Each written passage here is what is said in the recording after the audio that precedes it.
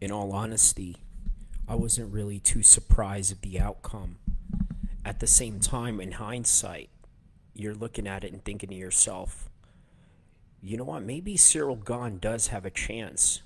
Just based on all the information that I laid out to you in the prediction and preview show of the previous podcast in this channel.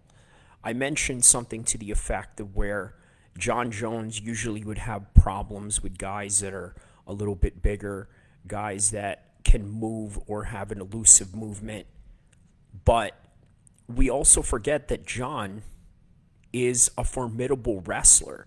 You're talking about a guy who took down Daniel Cormier, who was an Olympic wrestler, and the only challenge that he's ever faced in his entire wrestling career, and I'm talking about DC, is none other than Chael Sanderson. And Chael Sanderson is one of the greatest American wrestlers, if not Olympic wrestlers, all throughout the history of the sport.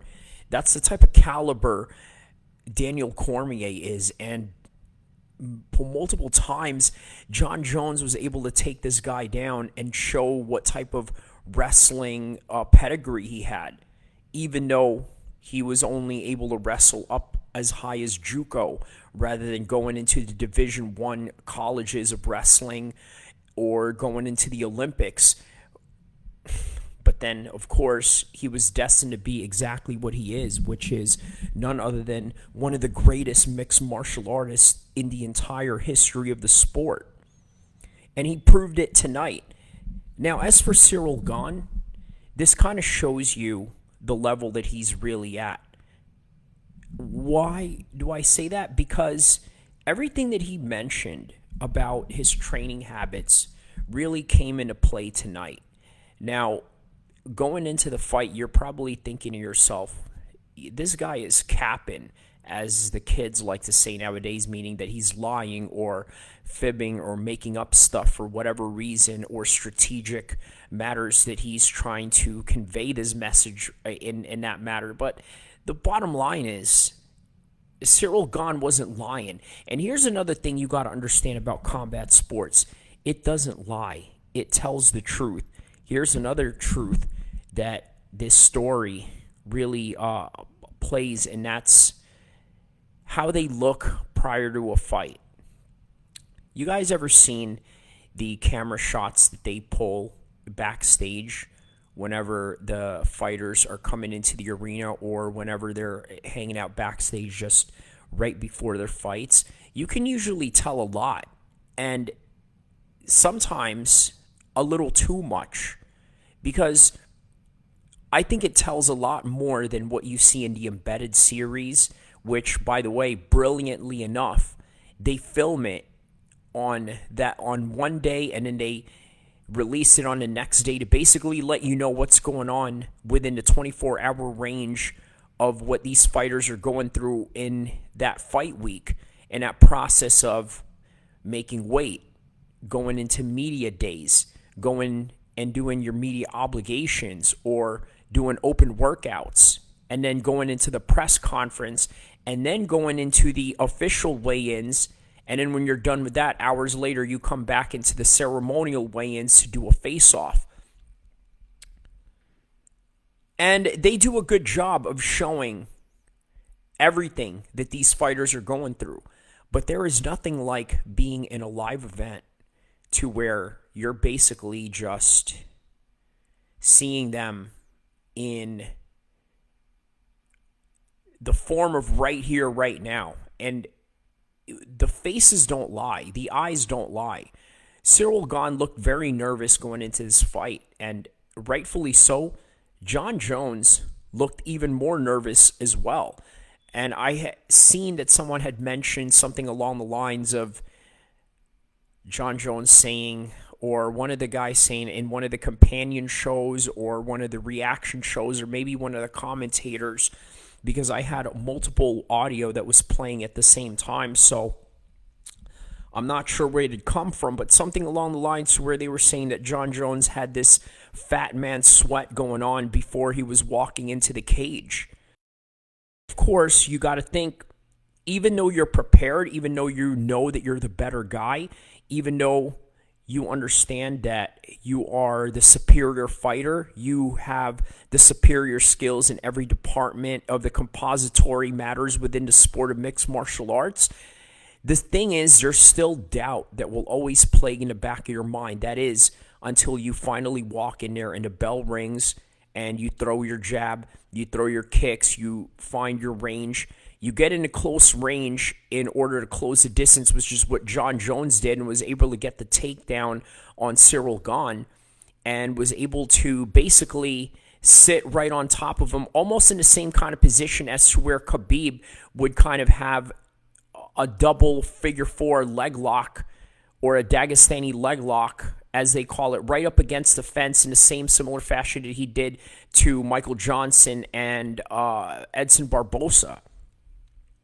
So now he was able to get Gane in that position, and then right away you can almost really tell that once he got that body lock from behind and was able to take Gane down and then was able to get his back and push him up against the fence, you knew right then and there that this is the John Jones that we know it to be. Everything that we understood. And you know what? Maybe John Jones was correct about everything when he said something to the effect that Cyril Gane is just somebody that is here. And you have to think Cyril Gane, as talented as he is and as athletic as he is, and as somebody who has caught up to mixed martial arts in the way that he did, starting at a later age and developing into a contender in the heavyweight division, you got to think to yourself and ask, why was he able to reach the heavyweight division and yet get dominated in a performance like this? Well, the one plausible conclusion you can come up with that is just understanding that perhaps the heavyweight division at this moment of time is just not really that up to par with competition in the way that you would have in the 155 division, the way that you would have in the 170-pound division, and maybe even in the 135 division right now, where any of those guys can beat anybody at any time. Henry Cejudo is now back in the mix. Sean O'Malley, Chito Vera, Peter Yan, Mursab, and then you have TJ Dillashaw somewhere in there coming in and out of the division. And now you have Cody Garbrandt tonight, who scored a win over Trevin Jones and looked great doing so, with being able to move elusively, having these creative tricks, having these creative tactics. But nonetheless, not to digress away from the John Jones thing, but yeah, shout out to Cody Garbrandt and his win tonight. We're going to go into, the other fights as well. But with John Jones, you got to understand something about John Jones that I think a lot of people forget, is that he is a well-rounded fighter. And a lot of people forgot that he is the type of guy that will go in there and challenge anybody to whatever it is that they're good at.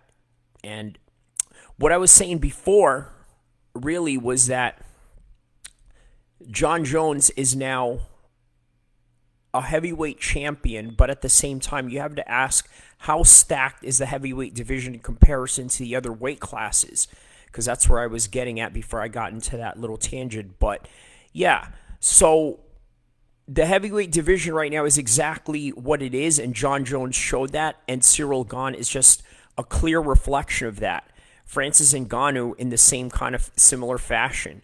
So in other words, what you're telling me is that in the heavyweight division of mixed martial arts, all you have to do is have the right athletic ability, have the right attributes, be able to have enough strength to lay somebody out at the right time when you need to, and at the same time just have a little bit of luck being in the right place at the right time. Because mixed martial arts in and of itself is already a coin toss. It's already one of the most unpredictable sports in the world to bet on and to have clear assurance as to who you think is going to win. And it never pans out that way. But in the heavyweight division, that amplifies 10 times even more just based on the sheer size and strength and impact that a lot of these athletes in that division bring. Until, of course, here comes John Bones Jones, who creates this narrative of trying to make you understand that skills pays the bills. Now, how about that? All throughout this entire week, they did nothing but fat shame John Jones because he doesn't look like this male Adonis or sculpted Greek figure of some sort that they imagine a warrior to be. But I think that in and of itself is such a strong metaphor to understanding everything about what just happened. And what do I mean by that? Well, here's the thing. Everybody loves stories. They love movies. And by the way, shout outs to Jake Gyllenhaal and then Conor McGregor and the little filming that they had during the weigh-in. So during the week, and again, I'm going on a tangent, but I have a point that kind of resonates with this, right? So during the week, yes, they made a movie. You look at Jake Gyllenhaal. He's playing an MMA fighter. And what does he look like? He's ripped up, has the right abs, right pectoral muscles, has the right back muscles, has the right look to look the part. But the thing is, let's face it, would Jake Gyllenhaal actually be able to be that competitive in the 185 division as he depicts himself as a middleweight MMA fighter competing in the UFC? And not only just depicting himself as a UFC fighter, but depicting himself as a number one contender, as what it seems in the movie that they were shooting. And for those that don't know, by the way, during the week after the weigh-ins, they shot a mock weigh-in for a movie that they were filming for the Roadhouse, which features Conor McGregor and Jake Gyllenhaal. But nonetheless, why I wanted to bring that up was because there's a difference between what we imagine in the movies and what we imagine in real life. And I think that everything that people were saying about John Jones, body shaming him and all of this, I think really has this strong metaphor that a lot of people really need to understand and take a look at. And what exactly is that? Well, going into the fight, the narrative was that John Jones is this horrible person. He did this, he did that. Didn't really seem like that, considering the fact that a lot of people were cheering him and he was the hometown favorite. Obviously, Las Vegas, as you know, is, I guess for lack of a better term, you could probably say some sort of a red state, right? People there are very patriotic. Obviously, they have a lot of gun stores over there. They are very Second Amendment friendly and this and that. So there's a strong sense of patriotism in Las Vegas, even though it's an international city where a lot of international people gather from around the world. So you can't really pinpoint out as to what kind of city it is. But nonetheless, it's an American city, and John Jones doesn't get any more American than that, and the whole crowd was right behind him. And, of course, it doesn't hurt that he's fighting a French guy, and you know how that goes, going back into the sentiments of the 2003 coalition where the French just decided they were not going to join the Americans in this war in Iraq. And then, of course, that created this anti-French sentiment where people started saying, maybe we should just have freedom fries instead of calling it French fries and this and that. But yeah, nonetheless, that's the reality of what's going on here, right? You have John Jones, who's the American bad guy to the rest of the world, but not so much tonight in the indication of the type of cheering that he got. But the way that people look at it from around the world, aside from the USA crowd, was that John Jones was the evil fighter and that Cyril Gane was going to be the guy that was going to humble him from his degeneracy. Now, in the movies, that sounds like a very good plot, right? You have the bad guy who is just the absolute menace in the story, right? And you see this in all the Rocky movies. You saw this in Karate Kid with Johnny Lawrence as this horrible villain of a bully that just made Daniel LaRusso's life a living hell when he moved to California along with his other privileged friends. And then here comes Daniel, who's living in his subpar apartment, and then they're all living the life and this and that. And then in the end of the movie, of course, Daniel LaRusso was able to kick him in the face and show the bad guy the ways of his mistakes and his wrongdoing by his coach coaching him, choking him outside of the gymnasium where they competed at, only for Mr. Miyagi to go and save him. That's the quintessential story that a lot of people love to believe, and they love to live. They love to see that in the reality. Because here's the thing, the world that we live in right now, you don't want a guy like Jon Jones to win. That's the hottest take that I think you could take from this long rant or response or breakdown post 285 UFC 285 show or whatever. That's the hottest take you can take from this. A lot of people's lives right now are in shambles. So for them to see Jon Jones as a winner, in all honesty, it breaks a lot of people's hearts, because it destroys this aspect of what we see as justice, or what we, in a society that is growing narcissistic every day with the influences of social media and the clout chasing that comes with that, and the incentives that you get out of that clout chasing that you get. I mean, it just really puts a lot of people into this main character syndrome, to where they're thinking to themselves, you know what, I can relate to Gon. Gon is like me. I am the underdog going into this, and Jon Jones is this super villain that everybody wants me to destroy. But the reality is that that's not how anything works in the tangible world of reality. Why? We don't know why. You see, just like the Kid Rock song from back in the days, Only God Knows Why, that's really the best answer that you can get. So because we live in this main character syndrome that I had just mentioned, everybody wants to create this aspect of somebody needs to teach Jon Jones a lesson. But the pragmatic and Islamic way that I would probably look at it is, maybe Jon Jones will never get his reckoning or his coming to realization moment. Because as Muslims, we do believe that, yes, the good are rewarded in this life, and then the evil are also punished in this life, and then the good are also rewarded in the afterlife as much as the evil is punished in the afterlife. Yes, this is true. However, there's nuances and gray lines in life that we always have to recognize.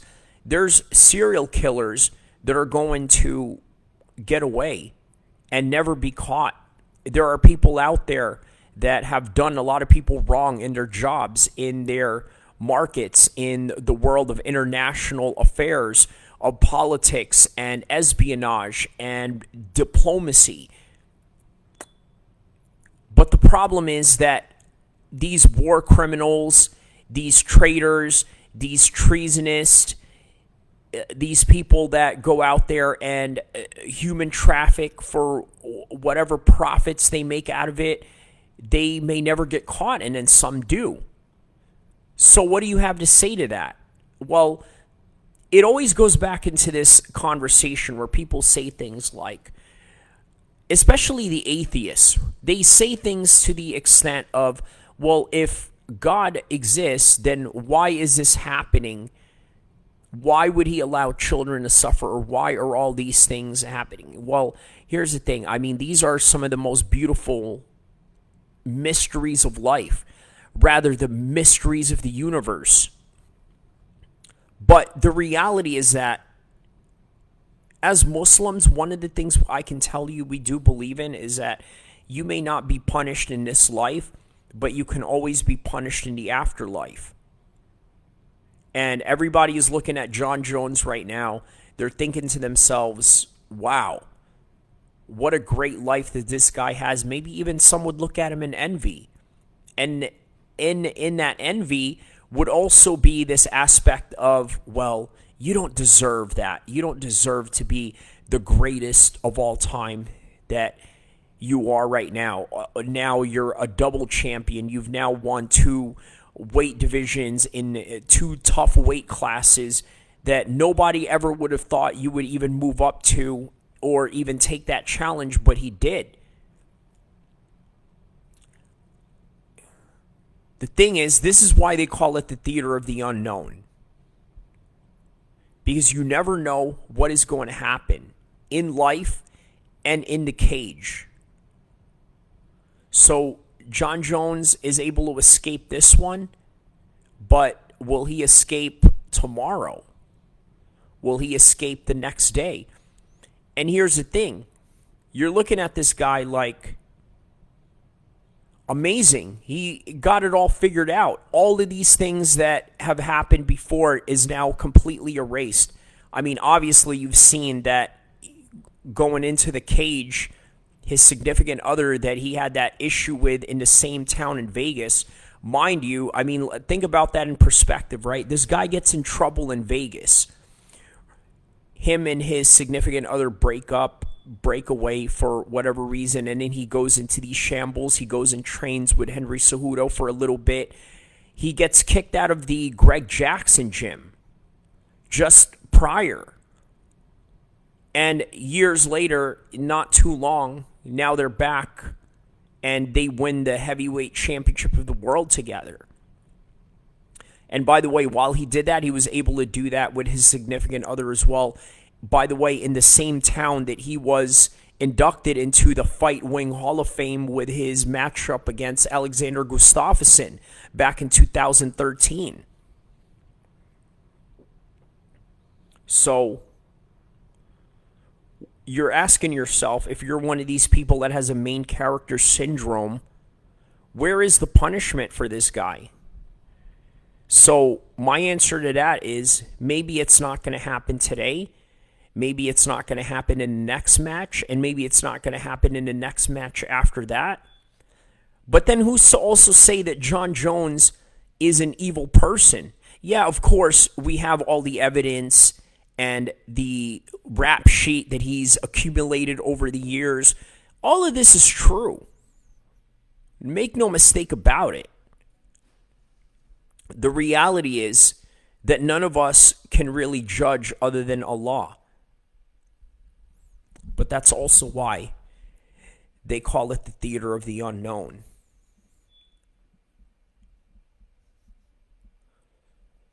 What a great fight we just enjoyed, for no matter how long or how short it is.